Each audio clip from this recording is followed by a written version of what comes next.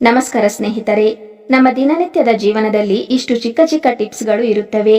ಆದರೆ ಅವನ್ನೇ ಸರಿಯಾಗಿ ಬಳಸಿದರೆ ಮನೆ ಕೈ ಕೆಲಸಗಳು ಇಷ್ಟು ಸುಲಭವಾಗುತ್ತವೆ, ಆರೋಗ್ಯ ಇಷ್ಟು ಚೆನ್ನಾಗಿರುತ್ತೆ ಅನ್ನೋದನ್ನು ನೀವು ಇವತ್ತು ಖಂಡಿತ ಫೀಲ್ ಮಾಡ್ತೀರಾ. ಹಾಗಾದ್ರೆ ವಿಡಿಯೋವನ್ನು ಸ್ಕಿಪ್ ಮಾಡದೆ ಕೊನೆಯವರೆಗೂ ನೋಡಿ. ನಿಂಬೆ ಹಣ್ಣುಗಳನ್ನು ಖಾಲಿಯಾದ ಅಡಿಗೆ ಎಣ್ಣೆ ಪ್ಯಾಕೆಟ್ ಅನ್ನು ತೊಳೆಯದೆ ಹಾಗೆ ಅದರೊಳಗಡೆ ಹಾಕಿಡುವುದರಿಂದ ಹೆಚ್ಚು ಕಾಲ ತಾಜಾವಾಗಿರುತ್ತದೆ.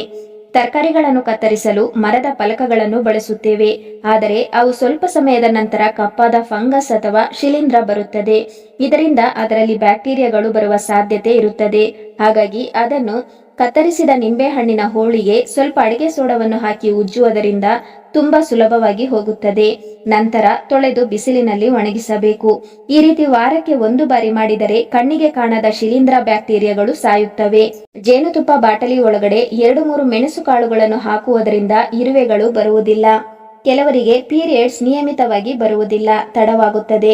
1 ಲೋಟ ನೀರಿಗೆ 1.5 ಚಮಚ ಓಂ ಕಾಳು ಸೇರಿಸಿ ಚೆನ್ನಾಗಿ ಕುದಿಸಿ ಸೋಸಿಕೊಂಡು ಅದಕ್ಕೆ ಬೆಲ್ಲ ಅಥವಾ 1 ಚಮಚ ಜೇನುತುಪ್ಪ ಬೆರೆಸಿ ಬೆಳಗ್ಗೆ 1 ಲೋಟ ಮತ್ತು ರಾತ್ರಿ 1 ಲೋಟ ಕುಡಿದರೆ ಪೀರಿಯಡ್ಸ್ ನಿಯಮಿತವಾಗಿ ಬರುತ್ತದೆ.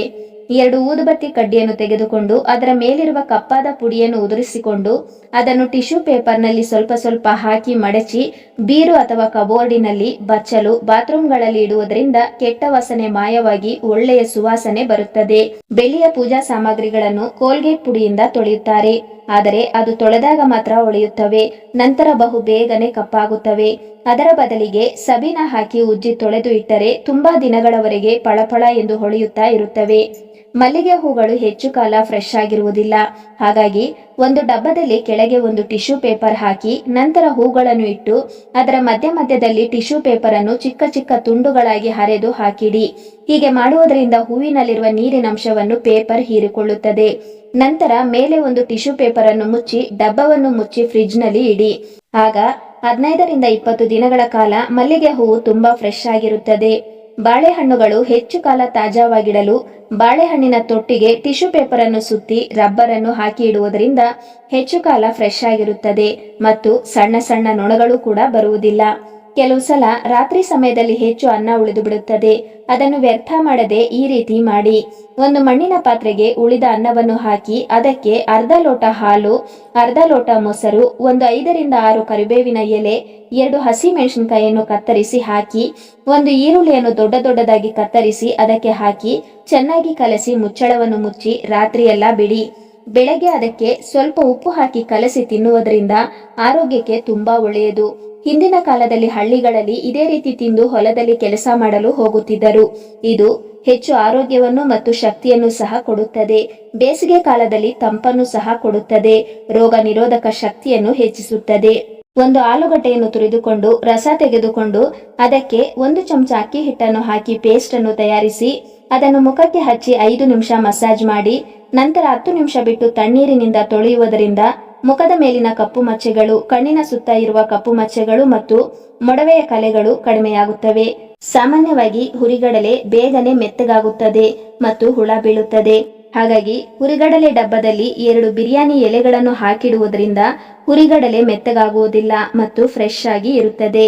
ಬೇಸಿಗೆ ಕಾಲದಲ್ಲಿ ದೋಸೆ ಹಿಟ್ಟು ಬಹು ಬೇಗನೆ ಹುಳಿ ಬರುತ್ತದೆ ಮತ್ತು ರಾತ್ರಿ ಕಲಸಿಟ್ಟ ದೋಸೆ ಹಿಟ್ಟು ಪಾತ್ರೆಯಿಂದ ಹೆಚ್ಚು ಉಬ್ಬಿ ಚೆಲ್ಲಿ ಬಿಡುತ್ತದೆ.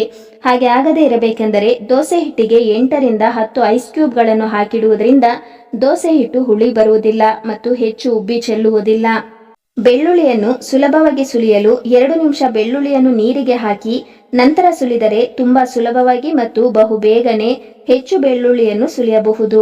ಮನೆಯಲ್ಲಿ ಜಿರಳೆಗಳು ಮತ್ತು ಹಲ್ಲಿಗಳು ಹೆಚ್ಚಾಗಿದ್ದರೆ ಒಂದು ವೀಳ್ಯದೆಲೆ, 4ರಿಂದ 5 ಲವಂಗ, ಒಂದು ಎಕ್ಸ್ಪೈರಿ ಅಥವಾ ಅವಧಿ ಮೀರಿದ ಮಾತ್ರೆಯನ್ನು ಹಾಕಿಕೊಂಡು ಚೆನ್ನಾಗಿ ಜಜ್ಜಿ ಪೇಸ್ಟ್ ಮಾಡಿಕೊಂಡು ಅದನ್ನು ನೀರಿಗೆ ಹಾಕಿ ಒಂದು 10 ನಿಮಿಷ ನೆನೆಯಲು ಬಿಡಿ.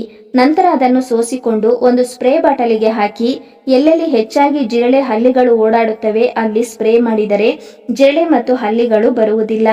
ಹಾಗಾದರೆ ಇವತ್ತಿನ ಈ ಎಲ್ಲ ಟಿಪ್ಸ್ಗಳನ್ನು ಮಾಡಿ ನೋಡಿ. ಫಲಿತಾಂಶ ನೋಡಿದರೆ ನಿಮಗೆ ಖಂಡಿತ ಅದ್ಭುತ ಅನಿಸುತ್ತದೆ. ವಿಡಿಯೋ ಇಷ್ಟವಾದರೆ ಲೈಕ್ ಮಾಡಿ, ನಿಮ್ಮ ಸ್ನೇಹಿತರಿಗೆ ಶೇರ್ ಮಾಡಿ ಮತ್ತು ಇನ್ನಷ್ಟು ಉಪಯುಕ್ತ ಹಾಗೂ ರಸದೌತಣ ಮಾಹಿತಿಗಾಗಿ ನಮ್ಮ ಚಾನೆಲ್ಗೆ ಸಬ್ಸ್ಕ್ರೈಬ್ ಮಾಡುವುದನ್ನು ಮರೆಯಬೇಡಿ. ಮತ್ತೆ ಇನ್ನೊಂದು ಹೊಸ ವಿಡಿಯೋದಲ್ಲಿ ಭೇಟಿಯಾಗೋಣ. ಧನ್ಯವಾದಗಳು.